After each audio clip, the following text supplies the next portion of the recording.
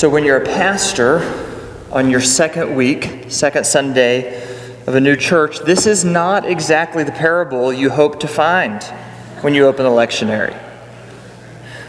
When you're a pastor who is moving into their new home and undoing the boxes of all their belongings, this is not the passage you hope to find in the lectionary. And yet it was like a mosquito. Every time I tried to swat it away, it came back and it kind of lingered, and I knew this was the text I was supposed to try to work with this week. Please join me in prayer. God of incarnation, we ask that you once again take the word and transform it into a living, breathing reality that we all together can experience. Be present here in this space and in these words, God, for if you are present here, then nothing else will matter. But if you are not present here, then nothing else will matter. Amen. Who made the world? Who made the swan and the black bear? Who made the grasshopper? This grasshopper, I mean, the one who has flung herself out of the grass, the one who is eating sugar out of my hand, the one who is moving her jaws back and forth instead of up and down, who is gazing around with her enormous and complicated eyes. Now she lifts her pale forearms and thoroughly washes her face. Now she snaps her wings open and floats away. I don't know exactly what a prayer is. I do know how to pay attention, how to fall down into the grass, how to kneel down in the grass, how to be idle and blessed, how to stroll through the fields, which is what I've been doing all day. Tell me, what else should I have done? Doesn't everything die at last and die too soon? Tell me, what is your plan to do with your one wild and precious life? Mary Oliver ends her poem One Summer Day with a fairly good question. What is your plan to do with your one wild and precious life? It's a question that is more than worthy of our contemplation, and it's a question that this morning I want to ask you to put beside your calendar and beside your credit card statement.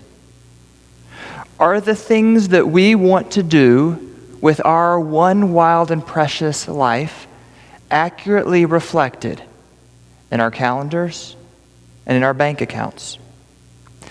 Because my thought is this morning, if we sat around and we shared our answers to what do you want to do with your one wild and precious life, we would have some great responses. We want to create beautiful works of art. We want to write something that will outlive and outlast us. We want to help others. We want to enjoy all the beauty this world has to offer. We want to help create a better world. And yet, for most of us, our lives are consumed by two other verbs: work and spend. Work and spend. And I think those two verbs are slowly and completely destroying all of us. In 1930, a well-known economist, John Maynard Keyes, wrote an essay on the future of America and the world he assumed his great-grandchildren would live in. In this essay, he predicted by 2030 that all of us would have ample finances to generously live life and that our work weeks would be 15 hours long. He thought by now we would be able to, in his words, have time to enjoy the hour and the day virtuously and well. I don't know anybody who works 15 hours a week. Most of us work 47 hours a week, which if you are working a 5-day work week, that's 9.5 hours a day. That is a figure that has continued to increase every year, and we are seeing drastic increases with it right now because we all have our desk on our smartphones. You know, the average person checks their smartphone every 7 to 10 minutes.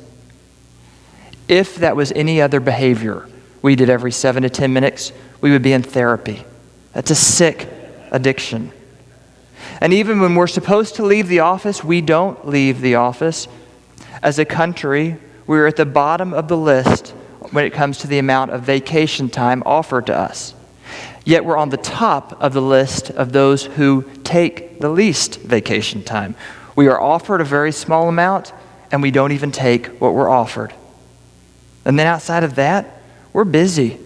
Just this week, for an experiment, count how many times when you ask people how they're doing, they respond with busy or some way of saying that. And they say it with deep pride.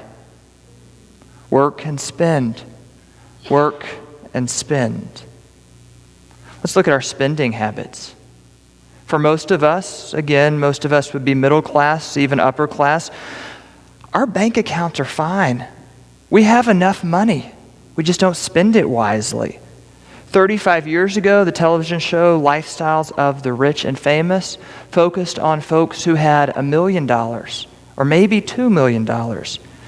Today, those people aren't even considered rich or famous. We don't think anything of spending $1,000 on a grill or $40,000 on a car or $10 on a cocktail or $5 on a coffee. None of that is seen as excessive in our world. We live in a world in which the last 30 years we have seen a 60% increase in the number of shopping centers. A world where children ages 6 to 18 influence $485 billion of purchases a year.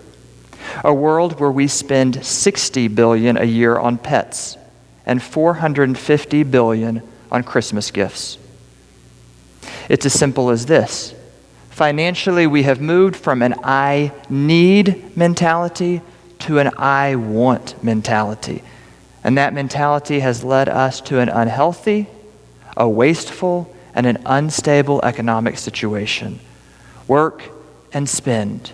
Work and spend. I don't know about you, but work and spend is not what I want to do with my one wild and precious life. Even worse, behind the verbs of work and spend, there lies a horrible theology of whom we really trust and what we can control. And that trust and that control is all about self. I think this is what Jesus is dealing with in the parable this morning. There was once a farmer, a really good farmer, a farmer who knew how to work the land. He was good with the soil. He knew how to read the weather, and he knew how the land worked and how to make the land work for him.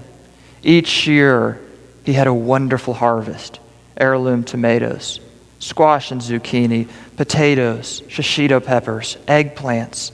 And that was only the start. His barn was always full, and he never lacked. But one summer, the harvest was especially good. In fact, it was so good that it caused him a problem. He had no place to store all his crops. So he thought about it, and pretty soon he came up with a solution. Self, he thought. We are going to build a bigger barn. We will knock down the old barn. We'll build a bigger one to store all our abundance. And then we will celebrate. And I will wake up every day to this thought: self, you have ample goods stored up for years. Relax, eat, drink, and be merry. And all is fine and well in the parable until the voice of God breaks in. You fool, this very night your life is being demanded of you, and the things you have prepared, whose will they be? And at this point, Jesus ends the parable, and Jesus turns and looks at each of us, and Jesus says, "So it will be with those who store up treasures for themselves and are not rich towards God." Or maybe Jesus would say it like this today: "So it is with those who work and spend and are not generous towards God." There's something really interesting about this parable, and it has to do with the pronouns those little words that identify who is speaking or who is doing the action. The pronouns of this parable are really telling. Listen to these verses. And he thought to himself, "What should I do? For I have no place to store my crops." Then he said, "I will do this. I will pull down my barns and build larger ones, and there I will store up all my grains and my goods. And I will say to my soul, 'Soul, you have ample goods laid up for many years.'" This is essentially the keeping up with the Kardashians of parables. This is as self-centered as it can get. In those 3 verses, which are made up of 63 words, the farmer uses 15 words to refer back to himself. In fact, in this parable, the farmer is the only character. There's no mention of his family, his friends, his neighbors, those who work the farm with him, any church community. There's not even mention of a farmers' union. It's just him until God breaks in. And that's the problem of building bigger barns.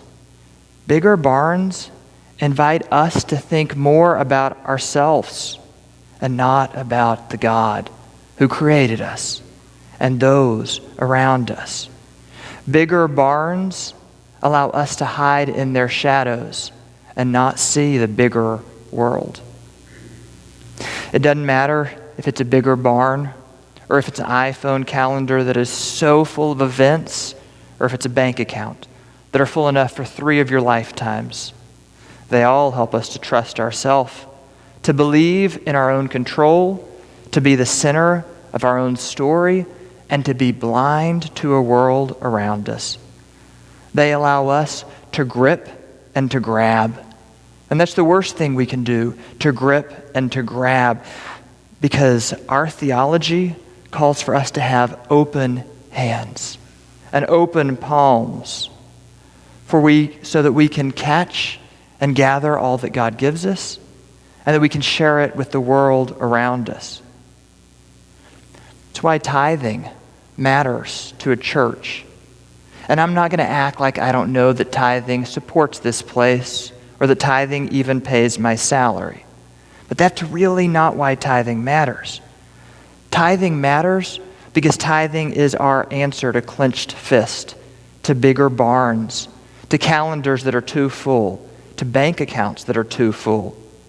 Tithing and stewardship are our answer to the sin of selfishness, materialism, and greed. We give because we were given to. We give to remind ourselves that it's not ours. We give to step out of the shadow of the barns we have built, to set our eyes on God and to see the world around us that needs us to share, to say, "We trust you, God." When it comes to control and trust, it's yours. We've seen the perfect picture of that this morning with 7 youth being baptized, the sacrament of letting go, when Sage and Spencer and Julia and Luca and Emily and Erica and Clayton, when they stood in those waters and said, "It's not my life, it's God's." And they meant it. They didn't just do that to check something off the list. They meant what just occurred. We saw that this morning when Dan and Jenny stood up here to dedicate VN. They didn't do that because they wanted to be seen by you guys or to check something off a list. They did that because they knew that's what they had to do, as difficult as it was. Because it's not easy to stand up here with the one you love with all your heart and to say, "We understand. She's not ours." It's the words of Paula D'Arcy, who when she dedicated her daughter, she said, "She is not mine to possess. She is mine to hold." If only those words had been the words of our farmer this morning. If only looking at his bumper crop he had realized, these aren't mine to hold. These aren't mine to possess. These are mine to hold until it's time to give them away, until I can find a way to share them so that the whole world can relax, eat, drink, and be merry. Since we started the morning off with the poet Mary Oliver, let's end the morning with her as well. One of her most recent objects of wrath is the storage unit, which is a uniquely American sin. As a country, storage units very well might be our bigger barns. As a country, we have 2.3 billion square feet of storage, which averages out to a little more than 7 square feet for every American. In her newest collection, she reflects on her recent move to Florida and renting a storage unit. When I moved from one house to another, there were many things I had no room for. What does one do? I rented a storage space and filled it. Years passed. Occasionally I went there and I looked in, but nothing happened. As I grew older, the things I cared about grew fewer, but they were more important. So one day I undid the lock and I called the trash man. He took everything. I felt like the little donkey when his burden is finally lifted. Things, burn them. Make a beautiful fire. Make room in your heart for love. Make room in your heart for the trees. Make room in your heart for the birds who own nothing. And that is why they can fly. May we open our barn doors and start giving. May we make space on our calendars. May we reflect on our bank accounts. And may we reflect if the verbs work and spend are owning us. And may we make room in our hearts for the verb of love. Amen.